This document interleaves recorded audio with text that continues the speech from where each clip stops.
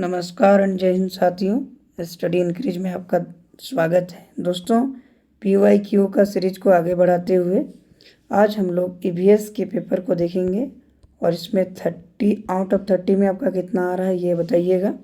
दोस्तों, अगर PYQ को देखते हैं तो क्या होता है कि ये एग्ज़ाम के लिए रीढ़ की हड्डी साबित होता है। इसमें क्या है कि हमको पता चलता है कि किस तरह से क्वेश्चन आएगा, इसीलिए PYQ को नहीं प्रीवियस ईयर क्वेश्चन को देखना मोस्ट इम्पोर्टेंट है। ठीक है, अगर आप तैयारी कर रहे हैं झारखंड टेट के लिए तो आइए क्वेश्चंस को स्टार्ट करते हैं।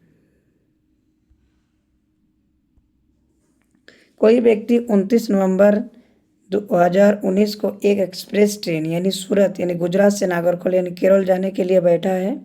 यह ट्रेन सूरत से 19:45 बजे चली और 1 दिसंबर 2019 को 11:45 बजे नागरकोइल पहुंची। यदि सूरत से नागरकोइल के बीच ट्रेन मार्ग की दूरी कितना है, 2120 किलोमीटर है, तो इस यात्रा में ट्रेन की औसत चाल क्या थी। तो दोस्तों 29 नवंबर को जा रहा है 19:45 तो 24 घंटा होने में और कितना बाकी है 29 नवंबर को 24 घंटा होने में कितना 4:15 बाकी है।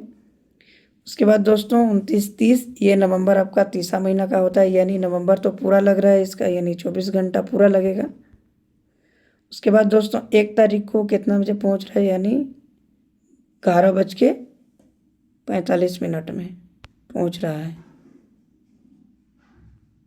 तो अगर इसको जोड़ रहे हैं दोस्तों तो 45 15 60 हो रहा है, इधर 4 4 8 और 1 9 2 और 1 3 39 मिनट और इधर 60 मिनट हो रहा है, यानी लगभग 40 मिनट हो रहा है, यानी 40 घंटा हो रहा है। ठीक है, यानी ट्रेवलिंग कितना किया 40 आवर किया। ठीक है दोस्तों, तब क्या बोल रहा है कि इस अब डिस्टेंस अगर इसकी क्या बोल रहा है दूरी स्पीड बटा टाइम। ठीक है, तो इसका डिस्टेंस बटा टाइम होता है स्पीड इक्वल टू, तो इसका डिस्टेंस कितना है 2120 बटा टाइम कितना निकला 40। 1010 4 5 20 और 4 तिया 12, यानी इसका सही आंसर कितना आ रहा है दोस्तों 53 किलोमीटर पर आवर की स्पीड उसका औसत चाल है। ठीक है, उसके बाद दूसरा क्वेश्चन दोस्तों कि निम्नलिखित में से कौन कौन अंतर्राष्ट्रीय ख्याति प्राप्त वेट लिफ्टर है ना, यानी which of the following is a weight lifter of international fame. Sunita Williams, Vijendri Pal, Suryamani, Karnam Malleswari. तो कौन सा सही होगा दोस्तों बताइए। Option number 4 is the right answer, यानी ऑप्शन नंबर 4 सही होगा। नीचे दिए गए कौन सा एक समूह जड़ों का है। चुकंदर, आलू, अदरक, गाजर, हल्दी, अदरक, शकरकंद, मूली, हल्दी, गाजर, चुकंदर, मूली, बताइए। तो इसका सही क्या होगा, गाजर, चुकंदर और मूली इसका सही आंसर होगा जड़ों के लिए। रेगिस्तानी ओक नाम का एक पेड़ है जो पाया जाता है, यानी रेगिस्तानी ओक कहाँ पाया जाता है, अबू धाबी में, ऑस्ट्रेलिया में, राजस्थान के रेगिस्तान में, संयुक्त अरब अमीरात के रेगिस्तानों में। ठीक है, तो इसका सही आंसर क्या होगा, तो इसका सही आंसर ऑस्ट्रेलिया में पाया जाता है। नेपथीन्स वो पौधा जो शिकार करता है। नेपथीन्स क्या है, एक पौधा है जो शिकार करता है के विषय में नीचे दिए गए कथन पर विचार कीजिएगा। यह पौधा ऑस्ट्रेलिया, इंडोनेशिया और भारत में मेघालय में पाया जाता है। इसका आकार घड़े जैसा होता है और इसका मुंह एक पत्ती से ढका होता है। यह केवल छोटे कीड़े मकोड़े को फंसाकर उनका शिकार कर सकता है। यह छोटे कीड़े मकोड़े को खींचने के लिए मोहक आवाज़ निकालती है और जो इसमें फंस जाते हैं और वो बाहर निकल आते हैं। ठीक है, तो इसमें कौन कौन सा सही होगा दोस्तों,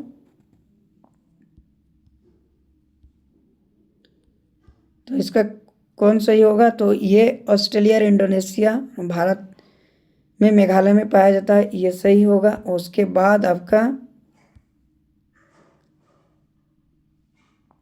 यो केवल छोटे कीड़े मकोड़े को फंसाकर उसका शिकार कर सकता है।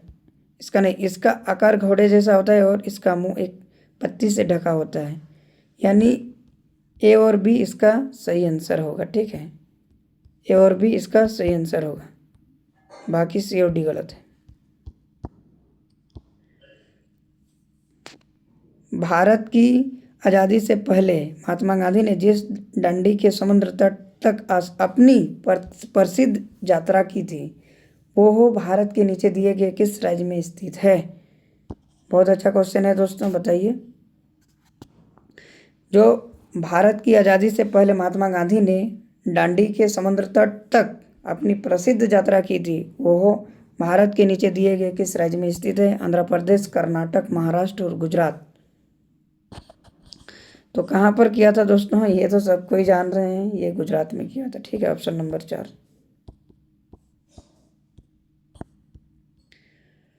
उच्च ज्वार यानी तेज बुखार के साथ कंपकंपी जिसका उपचार सिनकोना पेड़ की छाल से किया जा सकता है वो है म्यादी बुखार, मलेरिया, चिकनगुनिया, डेंगू। बताइए।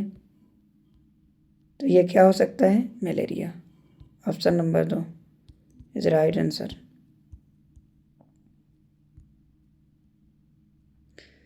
दोस्तों, किसी डॉक्टर का घर एक्स पर स्थित है। ठीक है, किसी डॉक्टर का घर एक्स पर स्थित है तथा उसका अस्पताल वाई पर स्थित है।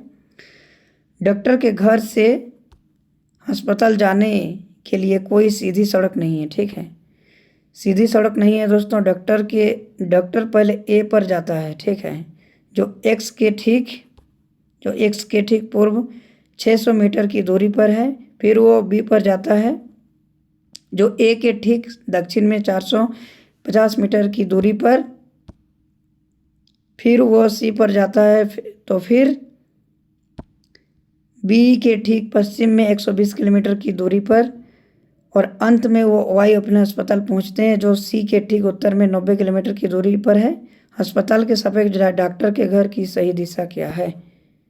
तो इसका सही दिशा क्या हो सकता है दोस्तों? ये आप ये खींच लीजिएगा इस तरह से, अगर नहीं आपको पता है तो। ये क्या होता है? पूरब, ये होता है पश्चिम, ये होता है उत्तर, ये होता है दक्षिण। और ये क्या होता है? दक्षिण पूरब, और ये होता है दक्षिण पश्चिम। ये होता है उत्तर पूरब, ये होता है उत्तर पश्चिम। ठीक है, तो इस तरह से दिशा को याद करके रखिएगा, समझिएगा। ठीक है, तो क्या बोल रहा है आइए इस हिसाब से समझते हैं। एक्स पर स्थित है, उसका अस्पताल वाई पर स्थित है। डॉक्टर के घर अस्पताल जाने के लिए कोई सीधी सड़क नहीं है। तो डॉक्टर क्या कर रहा है? डॉक्टर पहले ए पर जाता है। ठीक है, जो एक्स के ठीक पूरब में, इसका ठीक पूरब में है। ठीक है, जो कि 600 मीटर जाता है। क्या होता है? 600 मीटर जा रहा है। ठीक है, फिर वो बी पर जाता है, ए के ठीक बी पर जाएगा तो यहाँ पर पहुँचेगा तो ए के ठीक दक्षिण में। तो एक ए यहाँ पे है तो ए के दक्षिण ये हो गया। कितना किलोमीटर जा रहा है दोस्तों? 450 मीटर जा रहा है। ठीक है, फिर वो सी पर जाता है। फिर वो सी पर जाता है जो बी के पश्चिम में है। कितना किलोमीटर? 120 किलोमीटर जाता है। ठीक है, वाई के, और वो अंत में वाई पर आते हैं, अस्पताल पहुंचते हैं सी के ठीक उत्तर में। तो सी के ठीक ये उत्तर होगा, 90 किलोमीटर जाता है। तो क्या बोल रहा है कि अस्पताल के सापेक्ष डॉक्टर के घर सही दिशा, इसके सापेक्ष अस्पताल की दूरी घर की सही दिशा क्या हो सकती है दोस्तों? यहाँ पर आ रहा है तो इसका सही दिशा क्या हो सकता है बताइए। और इसका क्या दिशा बताए हैं? इसका हो गया आपका, क्या हो गया? दक्षिण पश्चिम, दक्षिण पूरब, उत्तर पश्चिम, उत्तर पूरब। तो क्या होगा बताइए? 68 का यानी उत्तर पश्चिम होगा। इसका सही आंसर क्या होगा? उत्तर पश्चिम होगा। ठीक है।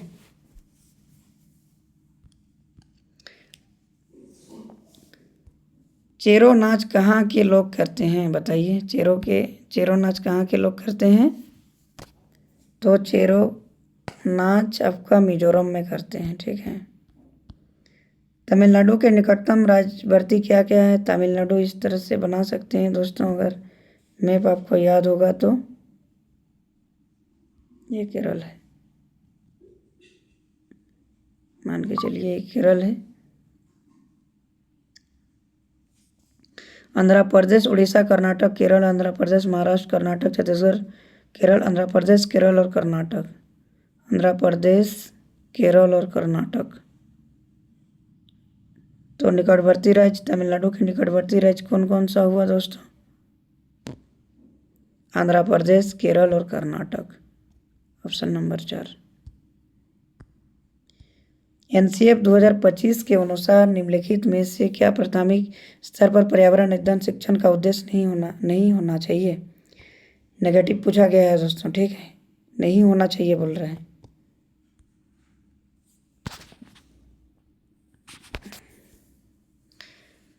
तो क्या है? ऑप्शन नंबर 1 में विशेष तो प्राकृतिक पर्यावरण के प्रति बच्चों की जिज्ञासु एवं सृजनात्मकता को बढ़ावा देना, अवलोकन, वर्गीकरण और निष्कर्ष निकालना आदि प्रक्रियाओं के माध्यम से बुनियादी संज्ञानात्मक और गद्यात्मक कौशल प्राप्त करने के लिए खोजबीन से जुड़ी और हाथों से करने वाले कार्य में बच्चों को संलग्न करना, प्राकृतिक, सांस्कृतिक और सामाजिक पर्यावरण के बीच संबंधों को पहचानने और समझने में बच्चों को प्रशिक्षित करना, पर्यावरणीय समझ के द्वारा बच्चों में सटीक संज्ञानात्मक कौशल का विकास करना। क्वेश्चंस क्या बोल रहे हैं फिर से देख लीजिए। एनसीएफ 2005 के अनुसार निम्नलिखित में से क्या प्राथमिक स्तर पर पर्यावरण अध्ययन शिक्षण नहीं होना चाहिए? तो विशेष तो प्राकृतिक पर्यावरण के प्रति बच्चों की जिज्ञासा, सृजनात्मक को बढ़ावा देना, अवलोकन, वर्गीकरण और निष्कर्ष निकालने आदि प्रक्रियाओं के माध्यम से बुनियादी संज्ञानात्मक और गद्यात्मक कौशल प्राप्त करने के लिए खोजबीन से जुड़ी हर हाथों से करने वाले कार्य बच्चों को संलग्न करना, प्राकृतिक, सांस्कृतिक और सामाजिक पर्यावरण के बीच संबंधों को पहचानने और समझने बच्चों को प्रशिक्षित करना, पर्यावरणीय समझ के द्वारा बच्चों में सटीक संख्याओं का विचार करना। तो आपको कौन सा सही लग रहा है बताइए 71 का? तो ये आपका नेगेटिव पूछा गया है, बाकी तीनों सही है। ऑप्शन नंबर 4 रॉन्ग नंबर है। पर्यावरणीय समझ के द्वारा बच्चों को सटीक संख्यात्मक कौशल का विकास करना नहीं है दोस्तों। ठीक है। 72 पर्यावरण अध्ययन कक्षा 3 से 5 के लिए एक विषय क्षेत्र है जो संकलित करता है विज्ञान की अवधारणाओं और मुद्दों को। पर्यावरण शिक्षा सामाजिक अध्ययन और विज्ञान की अवधारणाओं और मुद्दों को। विज्ञान की अवधारणाओं और मुद्दों को। पर्यावरणीय शिक्षा और विज्ञान की अवधारणाएं और मुद्दों को। पर्यावरण अध्ययन कक्षा 3 से 5 के लिए एक विषय क्षेत्र है जो संकलित करता है। क्या संकलित करता है दोस्तों? पर्यावरण शिक्षा सामाजिक अध्ययन और विज्ञान की अवधारणाओं और मुद्दों को संकलित करता है। ठीक है। तो option number 2 is right answer है। ठीक है। निम्नलिखित में से क्या पर्यावरण अध्ययन के संदर्भ में सही है? तो कौन सही है इसके बारे में बताना है। तो पर्यावरण अध्ययन के संदर्भ में सही है। पर्यावरण अध्ययन एक विषय है जो 1 से 5 तक की कक्षाओं में पढ़ाया जाता है। 1 से 2 की कक्षाओं के लिए भाषा और गणित के माध्यम से पर्यावरण अध्ययन पढ़ाया जाता है। ठीक है। 2, 3 और 4 की कक्षाओं के लिए पर्यावरण अध्ययन से जुड़े मुद्दों को भाषा और गणित के माध्यम से पढ़ाया जाता है। 1 से 2 तक की कक्षाओं के लिए पर्यावरण अध्ययन से जुड़े मुद्दे विज्ञान और सामाजिक विज्ञान के द्वारा पढ़ाए जाते हैं। ठीक है। तो कौन सही होगा दोस्तों? तो 1 से 2 की कक्षाओं के लिए भाषा और गणित के माध्यम से पर्यावरण पढ़ाए जाते हैं। ये ऑप्शन सही है। और ये क्वेश्चंस बहुत बार आया हुआ क्वेश्चन है, इसलिए इस क्वेश्चन को भी आई मानो। ठीक है, आगे की ओर चलते हैं। बच्चों को पर्यावरण अध्ययन को सीखने के लिए खोजने के द्वारा पर्याप्त समय दिया जाता है। यह इंगित करता है कि पर्यावरण अध्ययन याद करके सीखा जा सकता है। पर्यावरण अध्ययन सूचनाओं के द्वारा सीखा जा सकता है। पर्यावरण अध्ययन बाल केंद्रित है। पर्यावरण अध्ययन शिक्षक केंद्रित है। दोस्तों, इसका सही आंसर क्या होगा बताइए। ये क्या है? चाइल्ड सेंटर्ड बोला जाता है इसको। क्या है? चाइल्ड सेंटर्ड बोला जाता है, यानी बाल केंद्रित। पर्यावरण अध्ययन बाल केंद्रित है। ठीक है, option number 3 is right answer है। निम्नलिखित में से कौन सा पर्यावरण अध्ययन पाठ्यक्रम के सुझावित प्रकरणों का उपप्रकरण है? ठीक है, निम्नलिखित में से कौन सा पर्यावरण अध्ययन यानी ईवीएस पाठ्यक्रम के सुझावित प्रकरणों का उपप्रकरण है? पर्यावरण और मित्र, भोजन, जानवर, हम चीजें कैसे बनाते हैं। ठीक है, तो इसका सही प्रकरण क्या है? तो इसका सही प्रकरण क्या है? 3।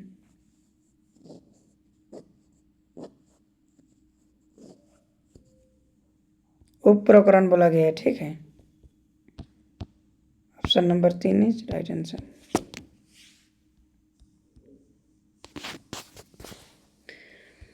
निम्नलिखित में से क्या पर्यावरण अध्ययन के शिक्षक के लिए वांछनीय गतिविधि है?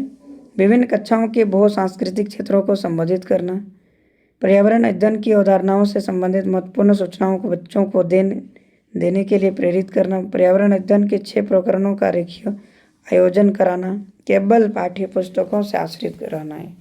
ये तो केवल वाला जो नेगेटिव हो जाता है दोस्तों। निम्नलिखित में से क्या पर्यावरण अध्ययन के शिक्षक के लिए वांछनीय गतिविधि क्या हो सकता है दोस्तों? तो इसका सही उत्तर हो सकता है विभिन्न कक्षाओं के बहुसांस्कृतिक क्षेत्र को संबोधित करना। ठीक है, option number 1 is right answer होगा। निम्नलिखित में से क्या पर्यावरण अध्ययन में बच्चों के द्वारा ज्ञान की रचना में महत्वपूर्ण है? बच्चों का सक्रिय भाग लेना, बच्चों के समुदाय के सदस्य, पर्यावरण अध्ययन की पाठ्य पुस्तकें, पर्यावरण अध्ययन की पाठ्य पुस्तकों में दी गई व्याख्याओं की परिभाषा। तो क्या सही हो सकता है दोस्तों? तो ये बच्चों का सक्रिय भाग लेता है, बच्चों के सामुदायिक सदस्य भाग लेता है। पर्यावरण अध्ययन की पाठ्य पुस्तकें हैं, पर्यावरण अध्ययन की पाठ्य पुस्तकों में दी गई व्याख्याओं की परिभाषा। ये नहीं, ये तीनों सही है। Option number 1 is right answer होगा। ठीक है, बच्चों को पर्यावरण अध्ययन सीखने में प्रभावशाली तरीके से जोड़ा जा सकता है। वृत्तांत के माध्यम से, कहानियों के माध्यम से, शिक्षक के द्वारा अवधारणाओं की प्रभावशाली व्याख्या से, शिक्षक के द्वारा अवधारणाओं का प्रभावशाली प्रदर्शन और व्याख्या से। 78 का क्या हो सकता है बताइए।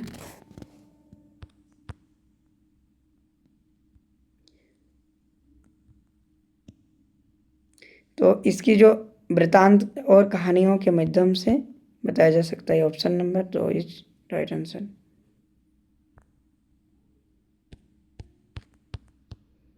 दोस्तों, अगर वीडियो आपको स्लो लग रहा है तो देखिएगा, वहाँ पे जाके आप वीडियो को स्पीड में चला सकते हैं, यानी 2.0 के भी चला सकते हैं। थोड़ा अभी टाइम लगेगा दोस्तों। ठीक है, वीडियो थोड़ा बड़ा है। पर्यावरण अध्ययन के शिक्षक के द्वारा बच्चों को जानवरों का अवलोकन और उनका चित्र बनाने को प्रेरित करने का उद्देश्य है। बच्चों में सृजनात्मकता का विकास करना, बच्चों में अवलोकन और रचना कौशलों का विकास करना, बच्चों में सौंदर्यगत संवेदना का विकास करना। सही आंसर बताइए कि पर्यावरण अध्ययन में ईवीएस के शिक्षक के द्वारा बच्चों को जानवर का अवलोकन कराना और उनका चित्र बनाने को प्रेरित करना का उद्देश्य क्या है? तो क्या उद्देश्य हो सकता है दोस्तों बताइए। जानवर का अवलोकन करना, उसका चित्र बनाने को प्रेरित करना, ये क्या दर्शा रहा है? बच्चों में सृजनात्मक का विकास करना, बच्चों में अवलोकन और रचना कौशलों का विकास करना, बच्चों में सौंदर्यगत संवेदना का विकास करना। तो ये क्या हो सकता है? ये तीनों सही है। बच्चों में सृजनात्मकता, अगर चित्र बनाने के लिए बोलेंगे उनको क्रिएटिविटी आएगा, ठीक है, क्रिटिकल थिंकिंग करने लगेगा, सृजनात्मकता होगा। बच्चों में अवलोकन रचना कौशल करने का विकास आएगा, बच्चों में संदर्भात्मक संवेदना विकास आएगा। तो ऑप्शन नंबर 4 सही आंसर होगा, ठीक है। पर्यावरण अध्ययन में शिल्पकला और चित्रकला को समूह में करके सीखने पर बल दिया जाता है, क्योंकि देखिए क्वेश्चन को सही से समझिए। ईवीएस में शिल्पकला और चित्रकला को समूह में करके सीखने पर बल दिया जाता है, ठीक है, ग्रुप में सीखने के लिए बल दिया जाता है। क्यों दिया जाता है? तो कक्षा की अनुशासनहीनता को रोकने के लिए समूह में सीखना शिक्षकों के लिए एक आसान और बहुत प्रभावशाली युक्ति है। समूह में सीखना सहपाठी द्वारा सीखने को प्रोत्साहित करना है। समूह में सीखना कक्षा में सामाजिक अंतःक्रिया को बेहतर करना है। समूह में सीखना पर्यावरण अध्ययन में पाठ्यक्रम को समय पर पूरा करने में सहायता करता है। तो क्या होगा दोस्तों इसका?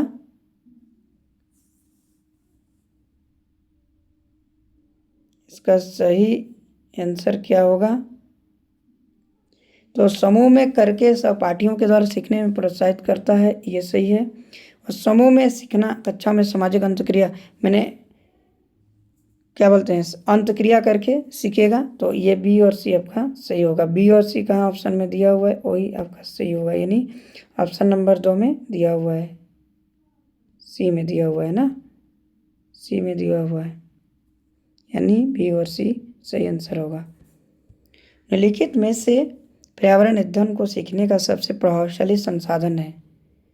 पर्यावरण अध्ययन को सीखने के लिए सबसे प्रभावशाली संसाधन क्या हो सकता है? परिवार के सदस्यों को, समुदाय के सदस्य को, समाचार पत्र, कक्षा में। तो ये क्या हो सकता है? ये तीनों में सही है, ठीक है, ए, बी और सी में, पर्यावरण सदस्य में, समुदाय के सदस्य में, समाचार पत्र में, ठीक है। तो ये आपका ऑप्शन नंबर 3 आपका सही होगा इसमें भी।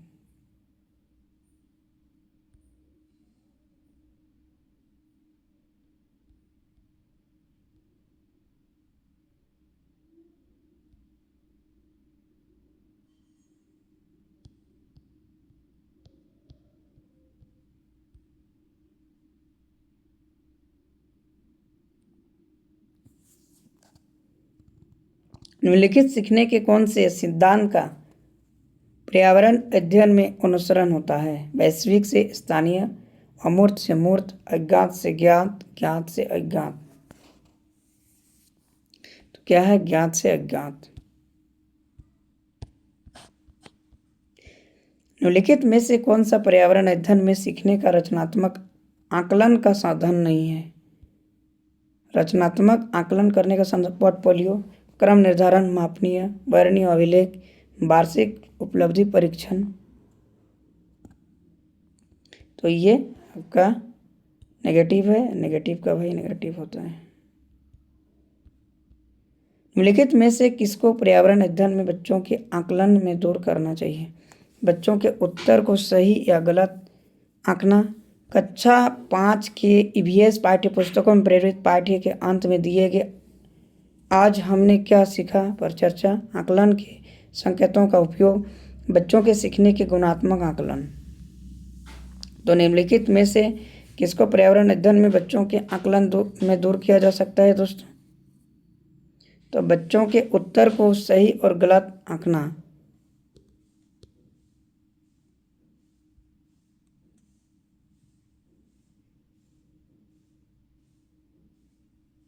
आकलन कैसे कर सकते हैं?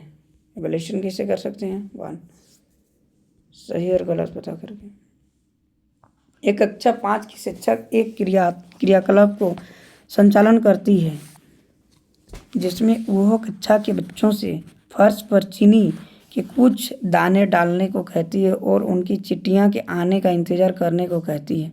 बच्चों को इस क्रियाकलाप से अर्थपूर्ण सीखने मिल सकता है। यदि शिक्षक, इसमें क्या बोल रहा है, एक बच्ची है, फर्श पर चीनी के कुछ दाने को डाल देता है, चिट्ठी आने का इंतजार करने को कहती है।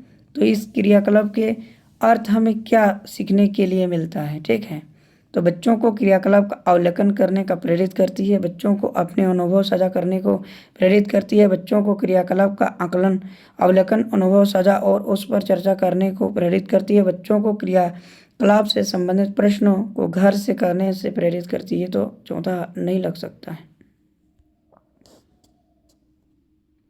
तो इसका सही आंसर क्या है, तो इसका बच्चों को क्रियाकलाप और अवलोकन, अनुभव साझा और उस पर चर्चा करने को प्रेरित करती है। Option number 3 is right. नीचे दी गई सूची पर विचार कीजिए। कछुआ, घड़ियाल, कौवा, बत्तख, मछली।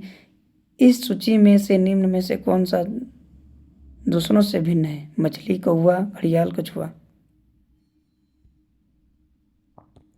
इस सूची में निम्नलिखित में से कौन सा दूसरों से भिन्न है? तो कौन दूसरों से भिन्न है बताइए।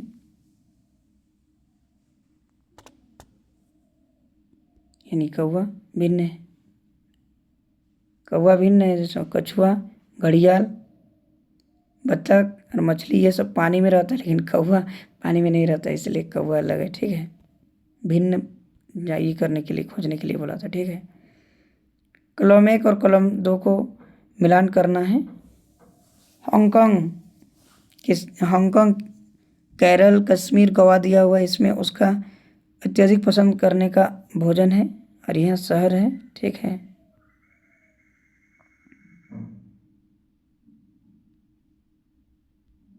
तो हांगकांग क्या है? हांगकांग में छोले भटूरे, पकाया हुआ सांप, हांगकांग में पकाया हुआ सांप पसंद करता है।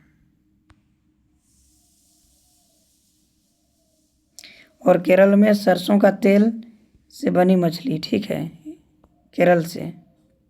और गोवा में नारियल के तेल में बनी समुद्र की मछली, कश्मीर में छोले भटूरे, ठीक है। तो किसमें सही आंसर आएगा?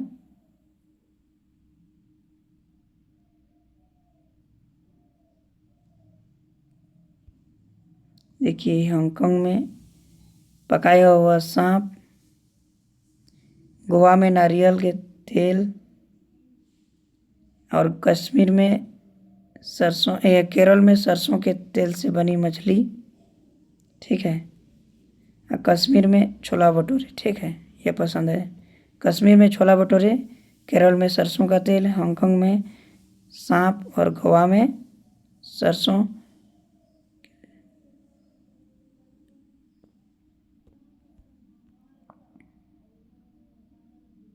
केरल में किसी भी करी के साथ उबाला टेपिकवा। केरल के लिए एक होगा, किसी भी ये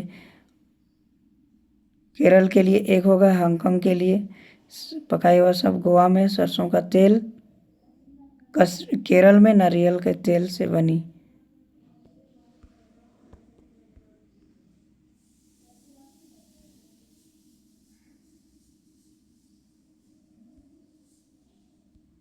दोस्तों क्या होगा बताइए? 87, 1 का 5 तो हो रहा है, बी का 1। केरल यानी किसी भी करी के साथ उबाला हुआ टेपिकवा, कवा से। और कश्मीर में सरसों के तेल से बनी मछली, ठीक है। यानी गोवा में नारियल के तेल से बनी समुद्री, यानी ऑप्शन नंबर 2 मिला लीजिएगा, ठीक है। नीचे दिए गए पक्षियों की कौन सी प्रजाति झटके से अपनी गर्दन आगे पीछे करती है? तो ये मैना होगा दोस्तों।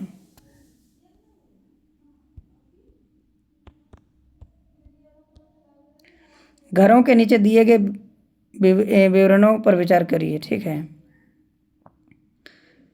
इसी तरह से क्वेश्चन आएगा दोस्तों। राजस्थान में गांव के लोग मिट्टी के घरों, जिनकी छतें कटीली झाड़ियों की होती है, में रहती है। मनाली यानी हिमाचल प्रदेश में घर बांसों के खंभे पर बनाए जाते हैं। लेह पर पत्थर के 2 मंजिले घर बनाए जाते हैं। नीचे की मंजिल पर ज़रूरत का सामान और जानवर को रखते हैं। ठीक है, तो इसको आप मिला लीजिएगा। 89 का आपका सही आंसर है 3, यानी ए और सी सही आंसर है। ठीक है, ए और सी। यानी राजस्थान में गवा के लोग मिट्टी के घरों में लेकिन छत कटीली झाड़ी की होती है में रहती है और ले पत्थर के 2 मंजिले घर बनाए जाते हैं। नीचे के मंजिल में जरूरत के सामान रखा जाता है, जानवर को रखते हैं। ठीक है, हाथियों के विषय में नीचे दिए गए कथन पर विचार कीजिए। ठीक है, हाथी बहुत कम आराम करते हैं। ठीक है, एक दिन, बहुत बार पूछा गया क्वेश्चन से। हाथी बहुत कम आराम करते हैं, एक दिन में केवल 2 से 4 घंटे सोते हैं। उसके बाद एक बड़ा हाथी एक दिन में 200 केजी से अधिक पत्तियां और झाड़ियां खा लेती है। इन्हें पानी और कीचड़ में खेलना और भाता है, इससे इनके शरीर को ठंडक मिलती है। किसी हाथियों के झुंड में सबसे बुजुर्ग हाथनी ही सभी फैसले लेते हैं।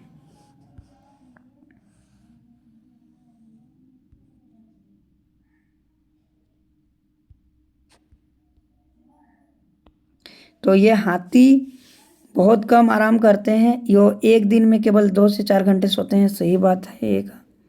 फिर उन्हें पानी और कीचड़ में खेलना बहुत भाता है, जिससे शरीर को ठंडक मिलती है। सही बात है। उसके बाद दोस्तों, किसी हाथी के झुंड में सबसे बुजुर्ग हाथनी फैसले लेती है। ठीक है, तो ए, बी, ए, सी और डी सही आंसर होगा। 100 केजी होता है, ये 200 केजी लिखा हुआ है, यानी ए, सी, डी सही आंसर है। सी, डी, ए, इसको आंसर मार दीजिएगा, सी, डी, ए। तो आज की 30 में आपका कितना सही हुआ आप बता सकते हैं दोस्तों। ये वीडियो आपको अगर सोलो चल रही है तो ऊपर में सेटिंग में बटन जाइएगा और वीडियो की स्पीड को 2 पिक्सल में देखिए, तो आपको मज़ा आ जाएगा। ठीक है, तो इस वीडियो के अंत तक बने रहने के लिए आप लोग को बहुत बहुत धन्यवाद। Thank you.